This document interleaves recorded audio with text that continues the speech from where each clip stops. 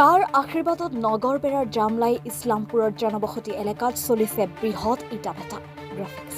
পানীৰ পৰা আৰম্ভ কৰি খেতি-বাতি বিনষ্ট কৰাৰ লগতে ছালৰ ৰোগৰ পৰা হৃদৰোগ পৰ্যন্ত হৈছে ৰাইজৰ। তাৰ পাছতো ৰাইজৰ একাধিক অভিযোগ কিয় গা লৰাব পৰা নাই সংশ্লিষ্ট কৰ্তৃপক্ষৰ। নগৰবেৰা জামলাই ইছলামপুৰত ইটাভাটাৰ বিৰুদ্ধে ৰাইজৰ উত্তাল প্ৰতিবাদ। জনবসতি এলেকাত কৰা ইটাভাটা বন্ধ কৰিবলৈ ৰাইজে ভাটাতে সাব্যস্ত কৰে তীব্ৰ প্ৰতিবাদ। গাইডলাইন ফলো নকৰা চিমনি ভাটা বন্ধ কৰক, বহুত ক্ষতিগ্ৰস্ত হৈ আছে, বন্ধ কৰক, খেতি বাতি ক্ষতি হৈ আছে, বন্ধ কৰক, তামোল বাগান ক্ষতি হৈ আছে, বন্ধ কৰক, সৰু সৰু চলি ছালৰ বেমাৰ হৈছে, বন্ধ কৰক। উল্লেখ্য যে প্ৰায় 3 বছৰ ধৰি গাঁওখনৰ ইব্ৰাহিম আলী নামৰ লোকজনে কৰিছে এটা চিমনি ইটাভাটা। ভাটা আৰম্ভ কৰাৰ পাছৰ পৰা ৰাইজে সন্মুখীন হৈছে নানা সমস্যাৰ। ইটাভাটাবোৰ ধোৱাই সৃষ্টি কৰা প্ৰদূষণৰ ফলত নষ্ট হৈছে খেতি-বাতি, ক্ষতিসাধন হৈছে গছ-গছনি, দূষিত হৈছে পুখুৰীৰ পানী পৰ্যন্ত। তদুপৰি দেখা দিছে কণ কণ ল'ৰা-ছোৱালীৰ ছালৰ ৰোগ আৰু শ্বাস-প্ৰশ্বাসজনিত ৰোগ। দিনে নিশাই অবিৰতভাৱে ইটাভাটাৰ ট্ৰেক্টৰ চলি থকাৰ বাবেও পঢ়া-শুনাৰ ক্ষেত্ৰতো অসুবিধাৰ সৃষ্টি হৈছে ছাত্ৰ-ছাত্ৰীসকলৰ। ফলত ক্ষোভিত হৈ পৰিছে স্থানীয় ৰাইজ। জিলা প্ৰশাসনৰ পৰা আৰম্ভ কৰি সংশ্লিষ্ট সকলো কৰ্তৃপক্ষক একাধিকবাৰ অভিযোগ দিয়া ৰাইজে সুফল নোপোৱাৰ অভিযোগ সেই ৰাইজৰ শেষ ভৰসা এতিয়া সংবাদ মাধ্যম। আৰু এইদৰে ইটাভাটাতে সংবাদ মাধ্যমৰ কেমেৰা সন্মুখত ৰাইজে সাব্যস্ত কৰে উত্তাল প্ৰতিবাদ। জনস্বাস্থ্যৰ প্ৰতি লক্ষ্য কৰি শীঘ্ৰেই জনস্বাস্থ্যৰ প্ৰতি চৰম ভাবুকি অনা আৰু নীতি বহিৰ্ভূতভাৱে চলা এই ইটাভাটাটো বন্ধ কৰিবলৈ দাবী জনাইছে ৰাইজে। মানে আজি ধৰক 3 বছৰৰ পৰা ৰানিং এইটো 3 বছৰ হ'ব চলি আছে ইটাভাটাটো, অবৈধ ইটাভাটা যাক বুলি ক'ম।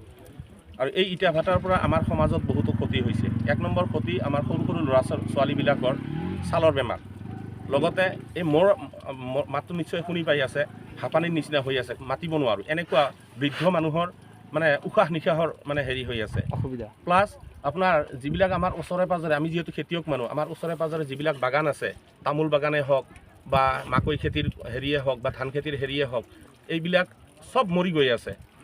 তাৰপিছত আমি এই ইটাভাটাটো, অবৈধ ইটাভাটাটো RTI কৰাৰ পিছতো যেতিয়া আমি কোনো কাগজৰ নথি পত্ৰ নাপালোঁ, তাৰপিছত আমি বহুতো অফিচ আদালতত ঘূৰিলোঁ, ইভেন কি RTI কৰিলোঁ, আমাক কোনো তথ্য পাতি আজিলৈকে নিদিলে।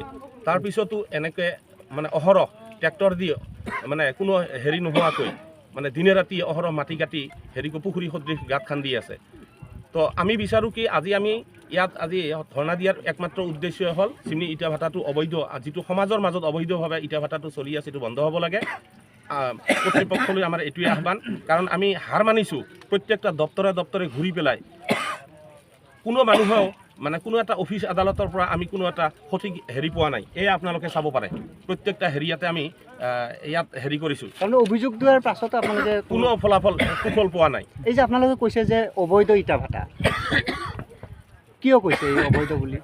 কাৰণ আমি RTI কৰিছোঁ, RTIৰ হেৰি আছে, আমাৰ ৰিচিভ কপি আছে, আজিলৈকে আমাক RTIৰ কোনো তথ্য পাতি দিয়া হোৱা নাই। যাৰ কাৰণে আমি নথিপত্ৰ নাই।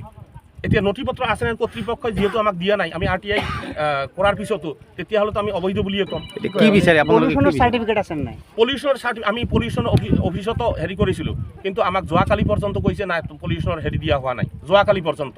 এতিয়া কি বিচাৰে? আমি ইটাভাটাটো বন্ধ হোৱাটো বিচাৰোঁ এইকাৰণে যে আমাৰ সমাজৰ এই একমাত্ৰ সৰু ৰাস্তাটোৱেদি যি অহা যোৱা কৰি আছে, ইয়াত সৰু সৰু ল'ৰা ছোৱালীবিলাক স্কুলত যাব নোৱাৰে।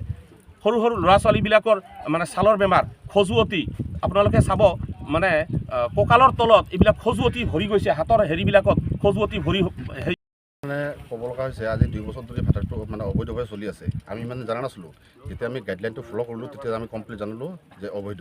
আৰু অলৰেডি RTI কৰা আছিল, RTI কৰাৰ ক্ষেত্ৰতো কোনো তথ্য নাপালোঁ। আমি ফাৰ্ষ্ট ষ্টাৰ্টিঙত আমি DC অফিচাৰৰ লগত কমপ্লেইন দিলোঁ, DC অফিচাৰ ফৰৱাৰ্ড কৰি ADC দিলে, ADC দিলে, SDCতো গ'লোঁ, পলিউশ্যনতো গ'লোঁ, সিহঁতে কৈছে যে নথি পত্ৰ একো নাই বুলি কৈছে। কিন্তু মই SDC এটা কথা কৈছোঁ, চাওক আপুনি ফিল্ড অফিচাৰ নাই, আপুনি যদি ৰিপৰ্টটো নাপায় আপুনি ওপৰত লিখি দিয়ক ইয়াতে কোনো নাই বুলি। কল নহয় ওপৰত ডিপাৰ্টমেণ্টে গোটেই দিছে, মই কেনেকৈ বন্ধ কৰিম? মই আপুনি ফিল্ড অফিচাৰ, আপুনি গোটেই কেনেকৈ কৰিব পাৰে? গতিকে ইমান কোৱা চৰ্ততো RTI মাৰা চৰ্ততো বা ইমান কমপ্লেইন দিয়া চৰ্ততো কোনো মানে ৰেছপন্সিভ দিয়া নাই পাব্লিকক।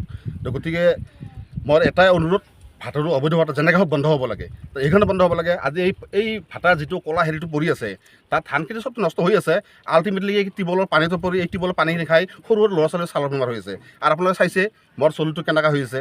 গতিকে মই এটাই অনুৰোধ, মানে আপোনালোকৰ জৰিয়তে মই এটা অনুৰোধ কৰি আছোঁ ভাটাটো অবৈধ ভাটা যেনেকৈ হওক বন্ধ হ'ব লাগে ভাটাৰ নথি পত্ৰ নাই নেকি? নাই মই জনাৰ ক্ষেত্ৰত নাই কাৰণ যদি থাকিল হয় আজিলৈকে RTI কৰাৰ ক্ষেত্ৰত মানে নথি পত্ৰ আমি পালোঁ হয় আপোনালোকৰ গাঁওখনৰ নাম কি?